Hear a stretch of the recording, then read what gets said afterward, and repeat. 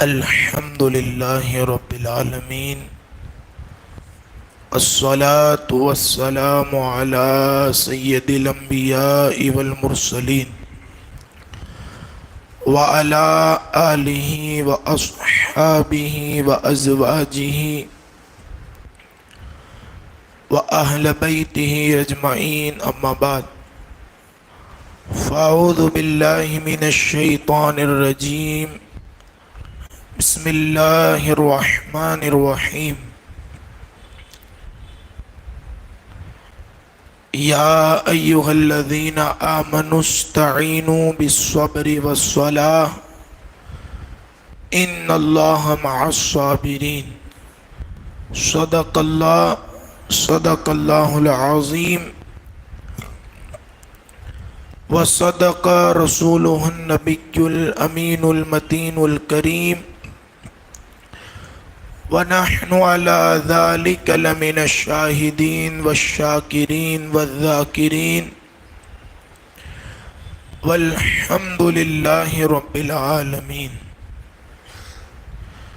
لي خمسة نطفي بها حر الوباء الحاطمة، المصطفى والمرتضى وابناهما والفاطمة. شاہ است حسین بادشاہ است حسین، دی است حسین دی پناہ است حسین. سرداد نداد دست در دست یزید، حقا کے بنا لا الہ است حسین. امام الانبیاء صلی اللہ علیہ وسلم کے دیوانوں،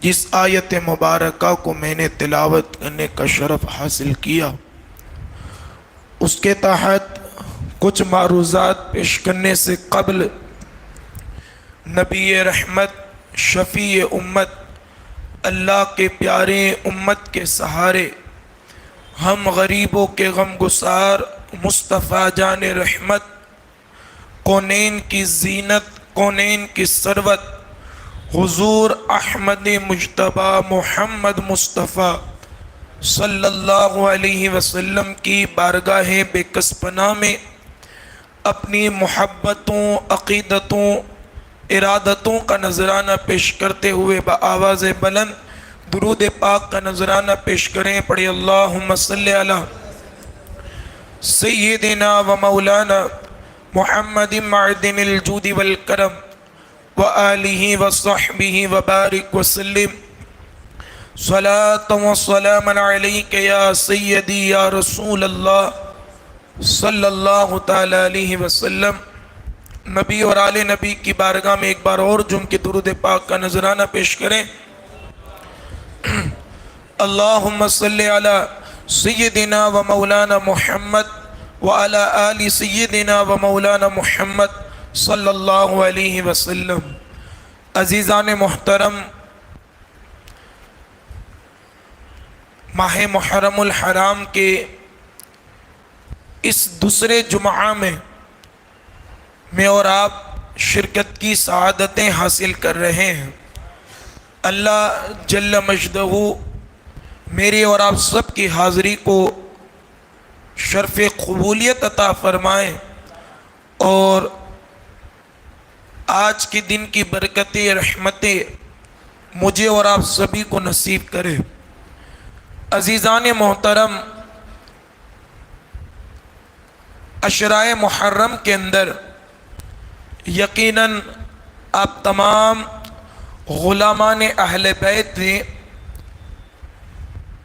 ذکر اہل بیت کیا، سنا، اور اس کی برکتوں کو حاصل کیا. اور ہم نے تاریخ کربلا، داستان کربلا پڑھ کے یا سن کے یہ محسوس کیا کہ جتنا صبر نبی کی آل نے کیا ہے، اس کی کوئی مثال صبح قیامت تک پیش ہی نہیں کر سکتا۔ اور جو صبر کی داستان کو خانوادہ رسالت نے جو پیش کیا ہے، اس کی تمثیل، اس کی مثال صبح قیامت تک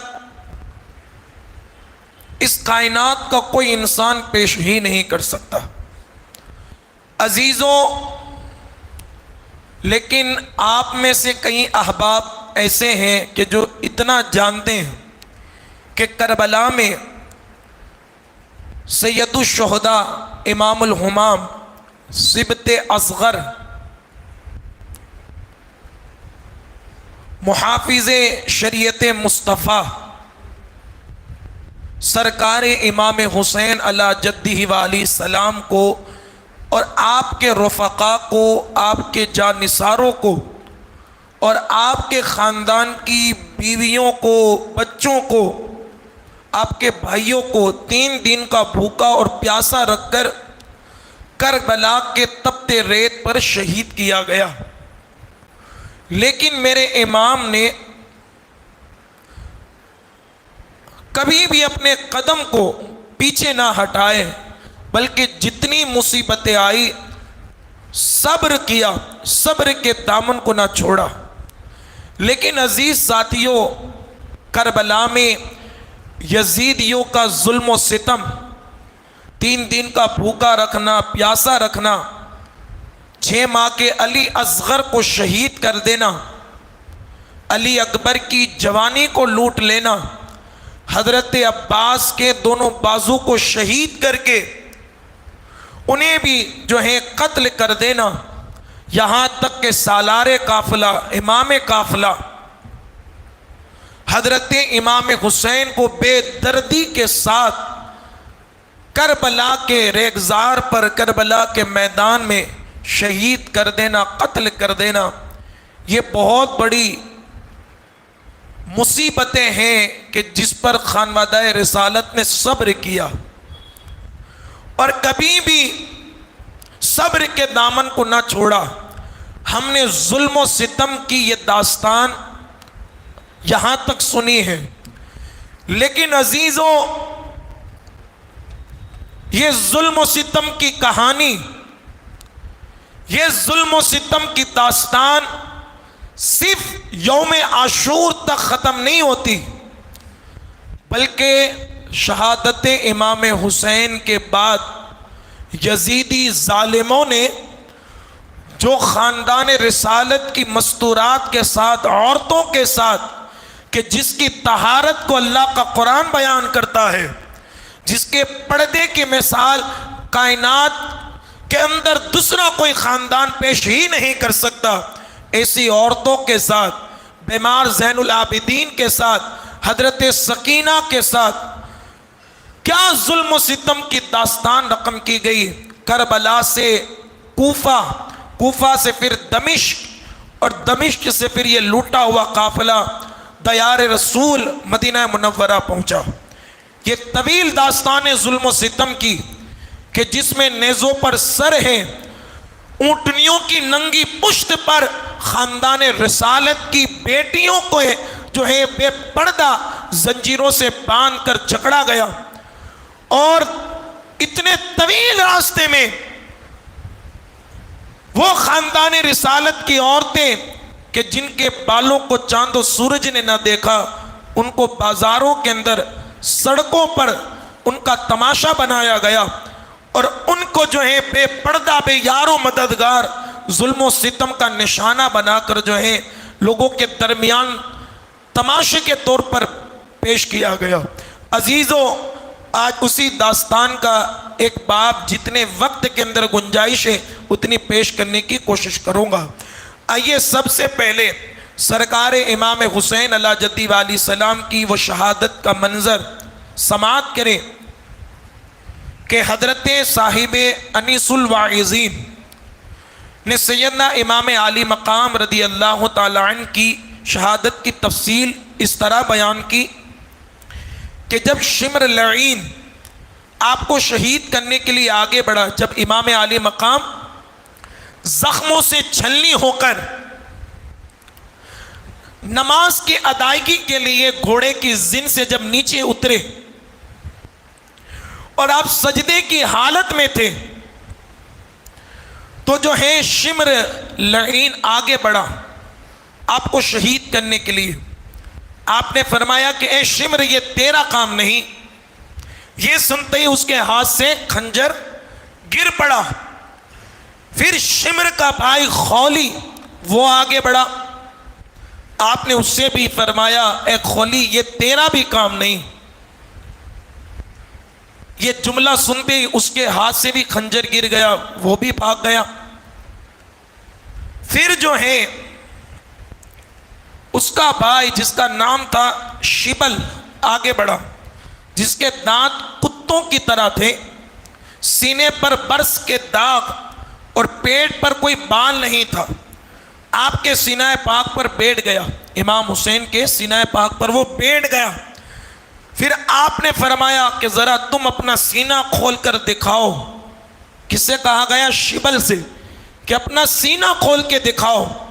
جب اس نے اپنا سینہ کھولا تو آپ نے تمام نشانیاں دیکھی اور فرمایا کہ رات میں میں نے خواب میں ایک ابلق یعنی چت کبرے کتے کو دیکھا جو میرا سر جدا کر رہا ہے. ایک چت کبرا کتا میں نے خواب میں دیکھا, جو رات کو خواب میں دیکھا کہ جو ہے میرا وہ سر میرے تن سے جدا کر رہا ہے. پھر آپ پکارے لوگوں میں ابھی زندہ ہوں. دیکھیں یہ خاندان رسالت کے اخلاق. لوگوں اے شبل, اے سنان, اے خولی, اے ابن سعد, ابھی میں زندہ ہوں مگر ظاہر ہے کہ اب میرا بچنا محال ہے.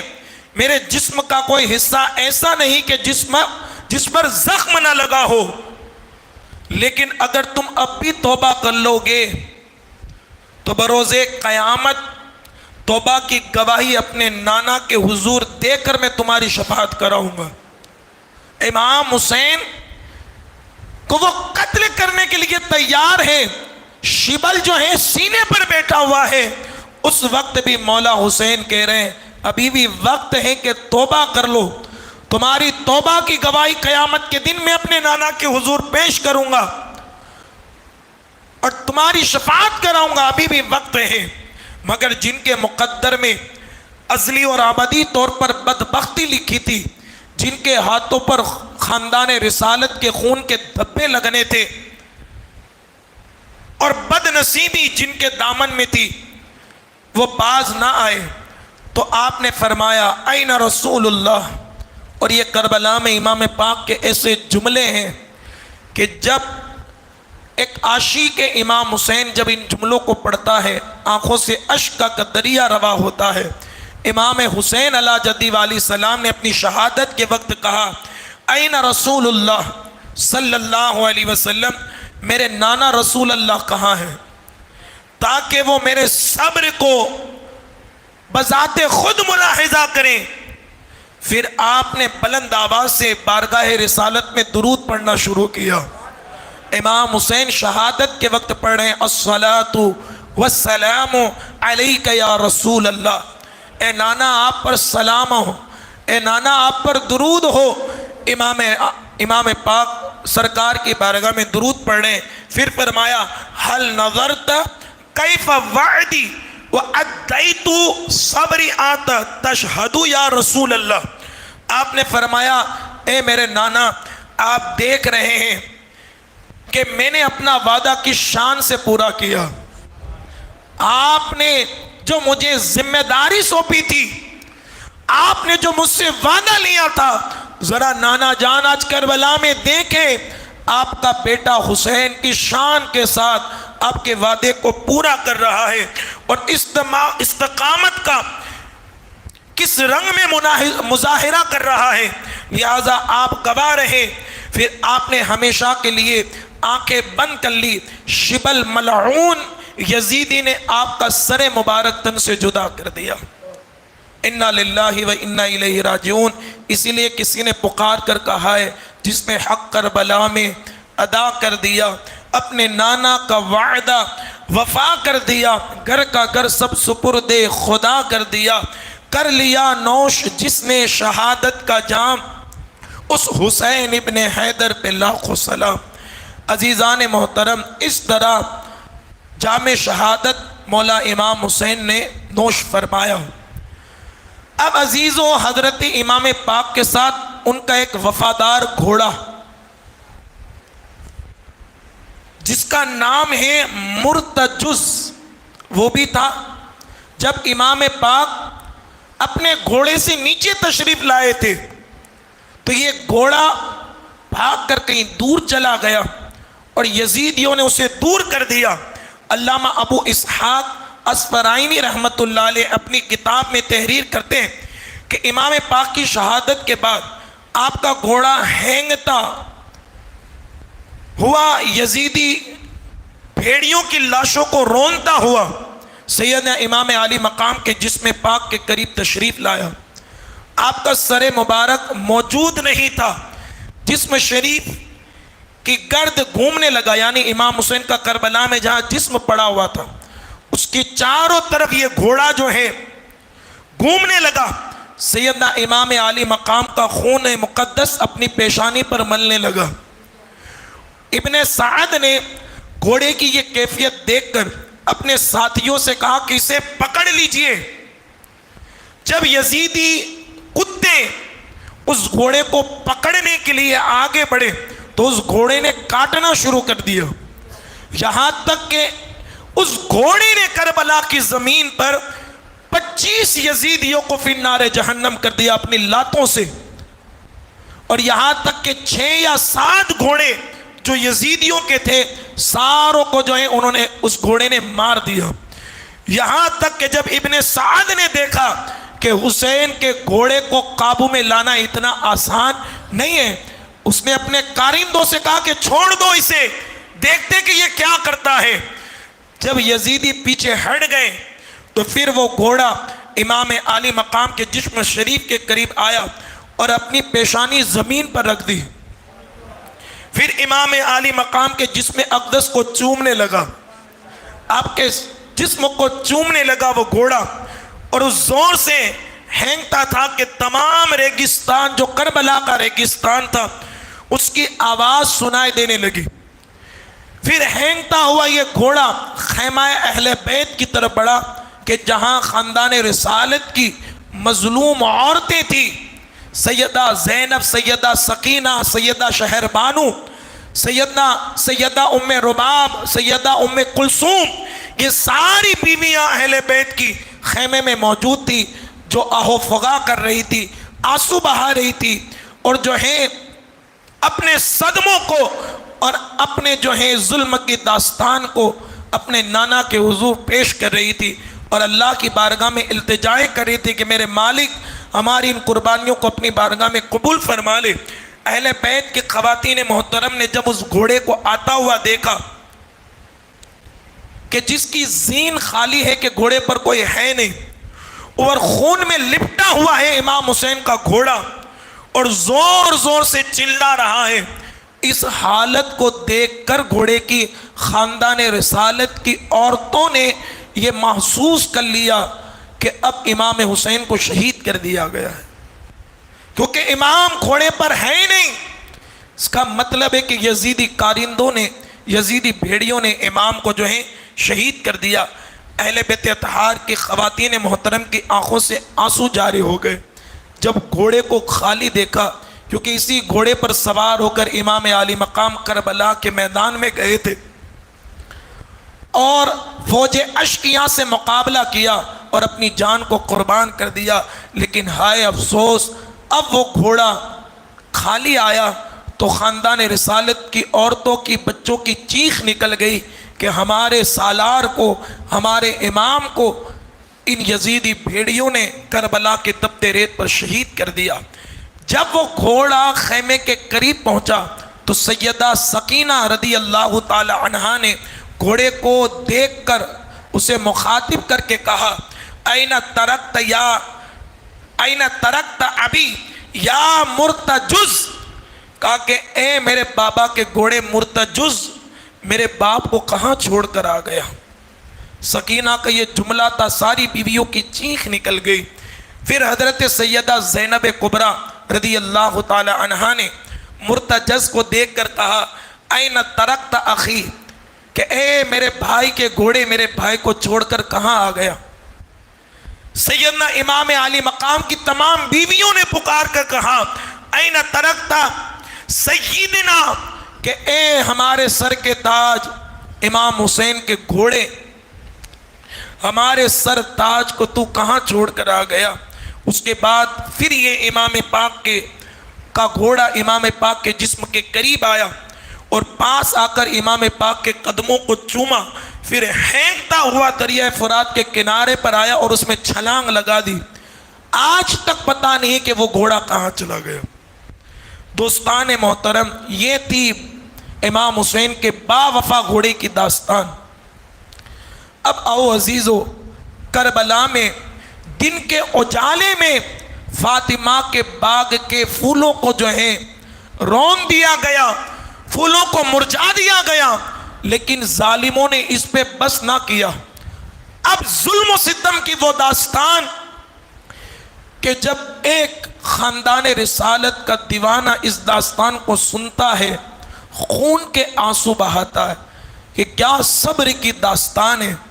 یہاں تو صرف 3 دن ہیں، 7 محرم سے لے کر 10 محرم تک بھوکے اور پیاسے رکھے گئے، لیکن اتنا طویل سفر، کربلا سے کوفہ، کوفہ سے پھر دمشق اور دمشق سے پھر مدینہ، اس سارے سفر میں خاندان رسالت کے بچوں کو، عورتوں کو، بیمار زین العابدین کو بھوکا اور پیاسا رکھا گیا اور ساری دنیا والوں کے درمیان ان کو تماشا بنایا گیا۔ اب وہ داستان کیا ہے؟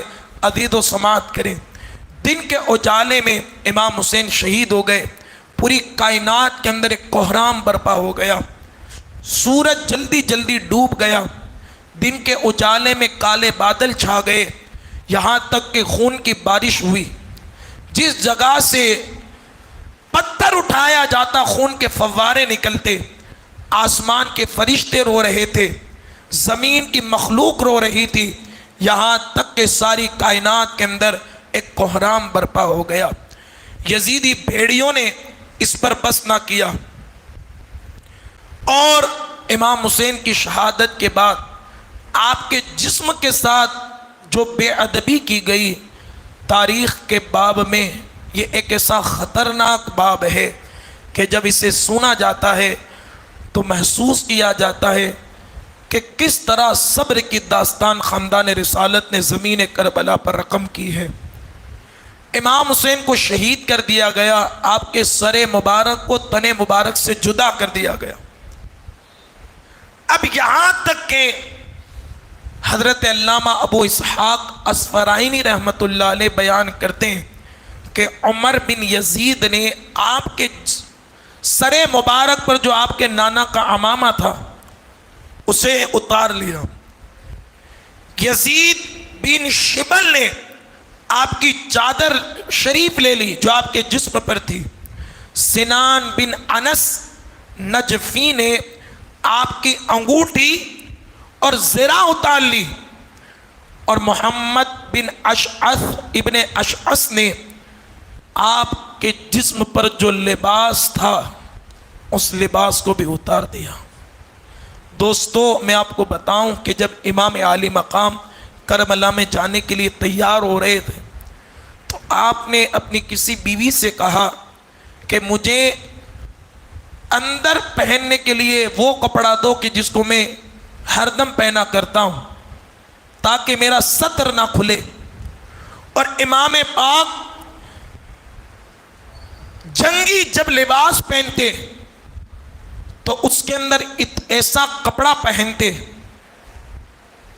کہ جنگ کے اندر اگر جو ہے شہید بھی کر دیا جائے تو بھی جو ہے اس کپڑے کی وجہ سے جو ہے سطر نہ کھلے، بلکہ سطر کی حفاظت ہو اور بدن ننگا نہ ہو، کیونکہ امام حسین با حیا تھے۔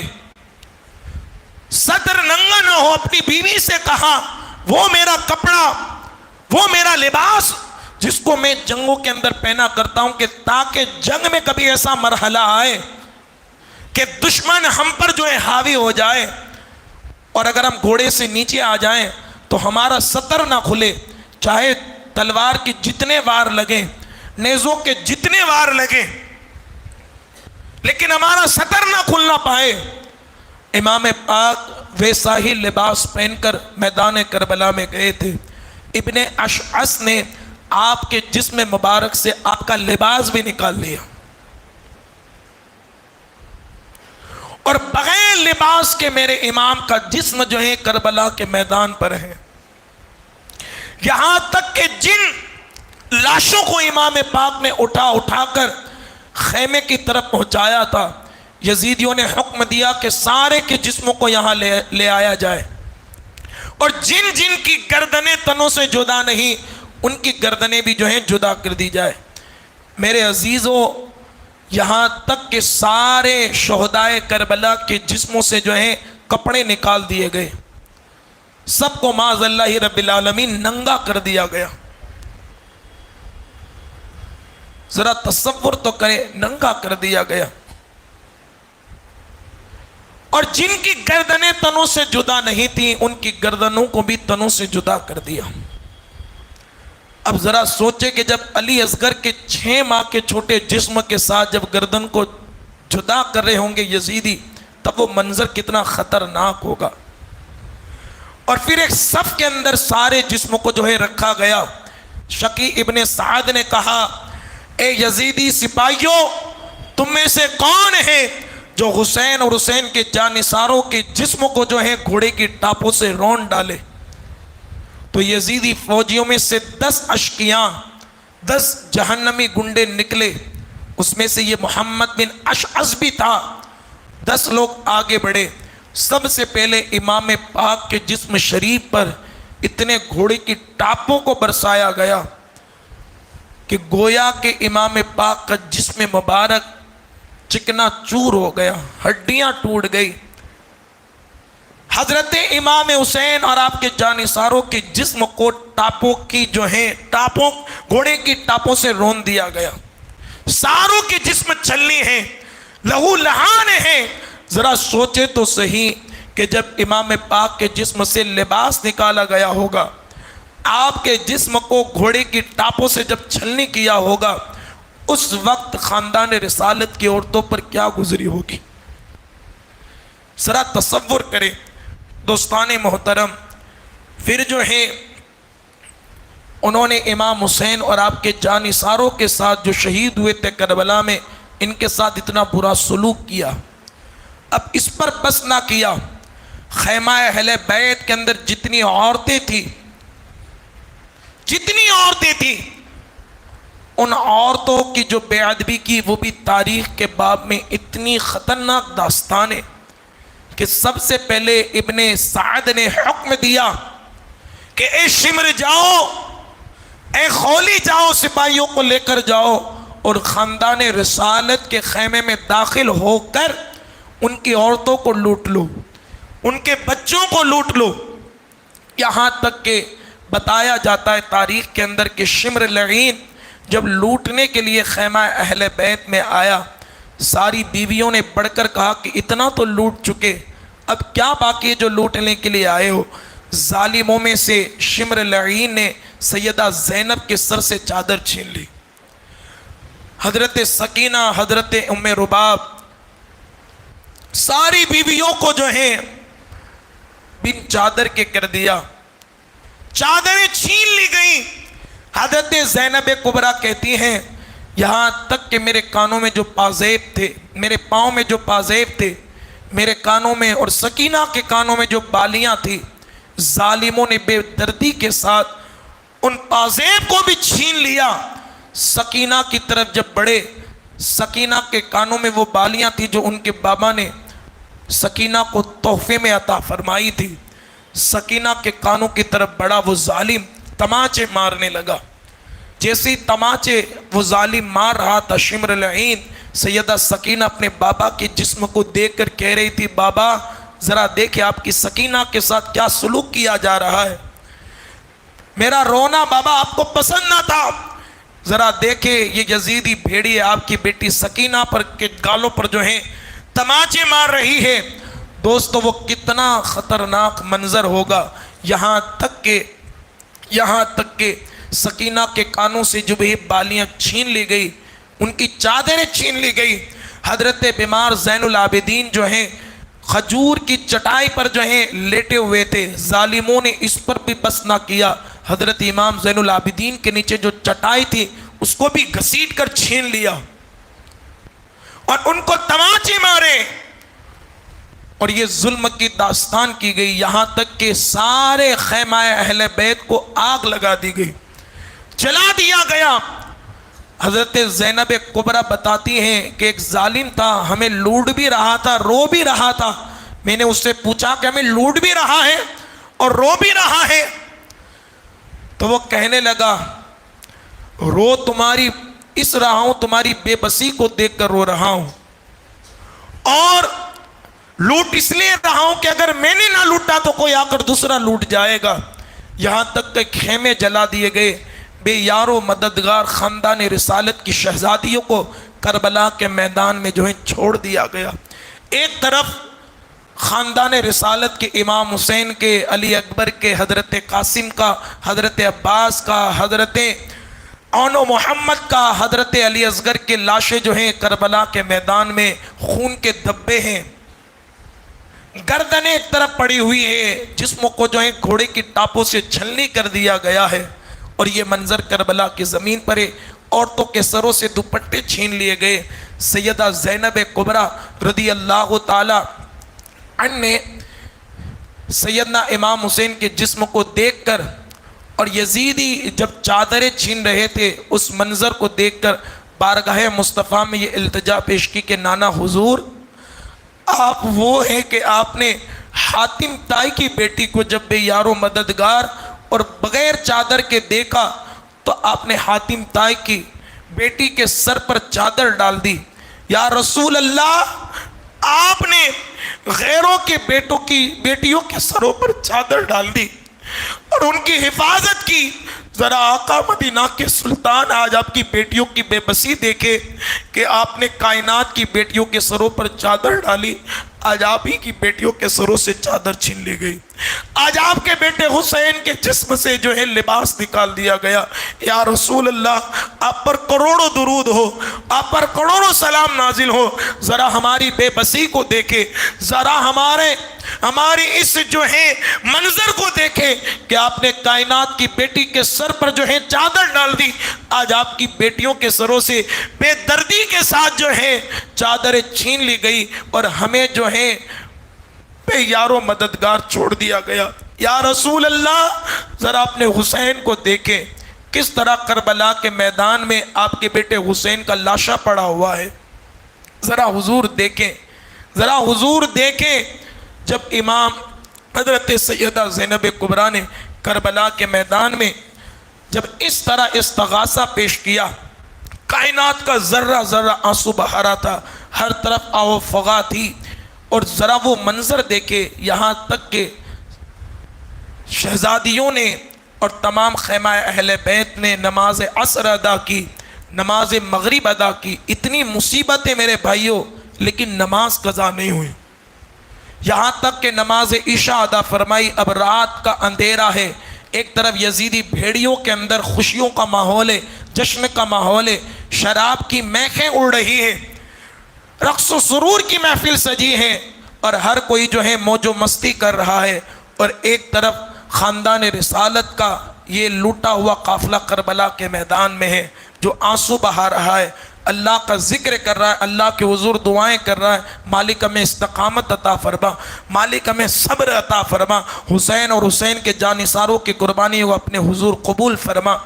میرے عزیز ساتھیوں, یہ داستان کربلا ہے. یہ تھی محرم کی 11 تاریخ کی وہ رات جس کو 11ویں محرم کی رات کہا جاتا ہے. اور اتنی خطرناک یہ رات ہیں کہ جب مومن عاشق اہل بیت اس کو پڑھتا ہے تو ایک اشک کا دریا اس کے آنکھوں سے روا ہوتا ہے.